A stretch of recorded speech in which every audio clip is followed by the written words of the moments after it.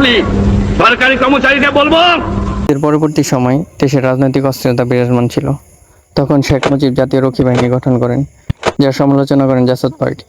এই সময় রক্ষী বাহিনীর উপর হত্যা, গুম, বিরোধী দলের উপর নির্যাতনের অভিযোগ ওঠে।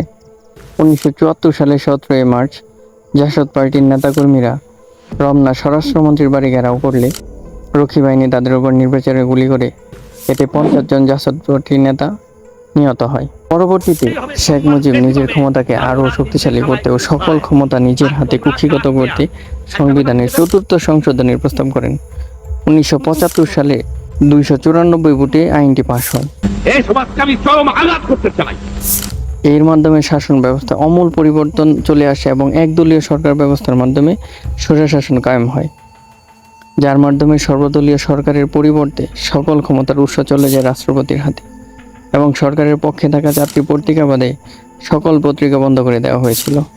আর এইসব করে শেখ মুজিবুর রহমান বাংলাদেশে শেখশাহী প্রতিষ্ঠা করতে চেয়েছিলেন, যার ফলশ্রুতিতে 1975 সালে 15 আগস্ট তাকে সপরিবারে হত্যা করা হয়।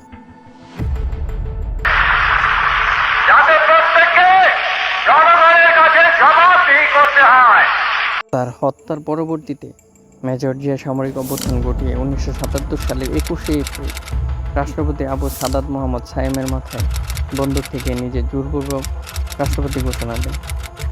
তার রাষ্ট্রপতি পদকে বৈধতা দেওয়ার জন্য ক্ষমতা গ্রহণের 24 ঘন্টারও কম সময়ে আস্থা ভোটের ঘোষণা দেন।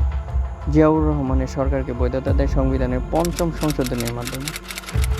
তিনি ক্ষমতায় গিয়ে অনেক সেনা সদস্যকে চাকরি থেকে অব্যাহতি, মৃত্যুদণ্ড দেওয়ার পাশাপাশি 1972-এর সংবিধানে যেসব মূলনীতি ও চেতনায় বাংলাদেশ পরিচালিত হয়ে আসছিল তার অনেক কিছুই বাতিল করে দেয় এবং 15 আগস্টের হত্যাকাণ্ডের বিচার না হবে না এই মর্মে ইন্ডিমিনিটি অধ্যাদেশ প্রণীত করেন। 1977 সালে দক্ষিণ এশিয়ার সবচেয়ে বড় স্কেলের সামরিক কর্মকর্তাদের গণফাঁসি কার্যকর করে, যার সংখ্যা 1100, মতান্তরে 1400। তার প্রেক্ষাপটে 1981 সালের 30শে মে চট্টগ্রামে এক সামরিক অভ্যুত্থানে মেজর জিয়া নিহত হন। cannot be rectified by normal laws of the country.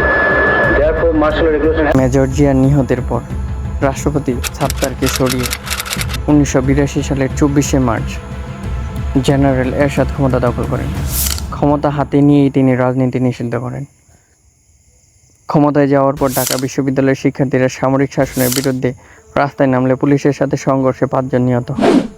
1986 সালে তিনি জাতীয় পার্টি দল গঠন করেন। সেই দলের মনোনয়ন নিয়ে একক নির্বাচন করেন, যা অন্যান্য দল বয়কট করে যৌথভাবে স্বৈরশাসন বিরোধী আন্দোলন শুরু করে, যা এরশাদকে 1990 সালের 6 ডিসেম্বর পদত্যাগ করতে বাধ্য করেন। আমি বলেছি আমার কিছু চাই না, আমি এখন জনগণের জন্য, দেশের জন্য, মানুষের জন্য কাজ করতে চাই। হুসাইন মোহাম্মদ এরশাদের পদত্যাগের পরবর্তী নির্বাচনে বিএনপি জয়লাভ করে খালেদা জিয়া প্রধানমন্ত্রীর আসনে বসেন। তার শাসনকালে সংবিধানের 12 সংশোধনের মাধ্যমে সর্বদলীয় সরকার ব্যবস্থা পুনরায় ফিরিয়ে আনা হয়। দ্বিতীয় মেয়াদে 1996 সালে নির্বাচন অনুষ্ঠিত হলে এটিকে একদলীয় নির্বাচন অভিহিত করে অন্যান্য দলগুলো নির্বাচন বয়কট করেন। 1 মাসেরও কম সময়ে এই সংসদীয় সরকার ভেঙে দেয়। পরবর্তীতে তিনি ক্ষমতায় আসেন 2001 সালে এবং তার এই ক্ষমতা 2006 সালে মেয়াদ শেষ হলেও দলীয় কোন দল রাজনৈতিক অস্থিরতার জন্য নির্বাচন দিতে ব্যর্থ হলে তত্ত্বাবধায়ক সরকারের অধীনে নির্বাচন অনুষ্ঠিত হয় এবং খালেদা জিয়া পরাজিত হয়, যার ফলশ্রুতিতে তিনি এবং তার সন্তানকে দুর্নীতি মামলায় গ্রেফতার করা হয়। আমি শেখ হাসিনা সশ্রদ্ধ চিত্তে শপথ করিতেছি যে 2008 সালের নির্বাচনে আওয়ামী লীগ জয়লাভ করলে শেখ হাসিনা পুনরায় প্রধানমন্ত্রী আসন লাভ করেন। এই নির্বাচনের মাধ্যমে বাংলাদেশের ইতিহাসে পরিবর্তনের যাত্রা শুরু হয়। আওয়ামী লীগ সরকার ক্ষমতায় গিয়ে তত্ত্বাবধায়ক সরকারকে নিয়ে প্রশ্ন তোলেন, যার ফলে বিষয়টি আদালত পর্যন্ত গড়ায় এবং 2011 সালে দেশের সর্বোচ্চ আদালত ত্রয়োদশ সংশোধনীর তত্ত্বাবধায়ক সরকার বাতিল করে দেয়।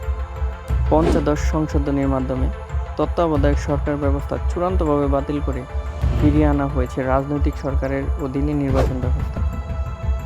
এই নির্বাচন ব্যবস্থায় সরকার 3টি নির্বাচন অনুষ্ঠিত করেন, যার একটিতেও স্বচ্ছতা পাওয়া যায়নি। তাই সকল রাজনৈতিক দল নির্বাচন বয়কট করে, কিন্তু তাতে সরকারের কোনো গুরুত্ব না দিয়ে শাসন ব্যবস্থা পরিচালনা করতে থাকেন, যার ফলশ্রুতিতে আওয়ামী লীগ সরকার স্বৈরশাসনে রূপ নেয় এবং ওই স্বৈরশাসককে ক্ষমতাচ্যুত করতে ছাত্র জনতা রাজপথে নেমে আসে। সাথে যোগ হয় সাধারণ জনগণ। দীর্ঘ 1 মাস রক্তক্ষয়ী আন্দোলনে 700 মতান্তরে 1000-এরও অধিক মানুষ মারা যায়। এই আন্দোলনের মুখে সরকারকে পদত্যাগ করে দেশ ছেড়ে পালিয়ে যেতে হয়।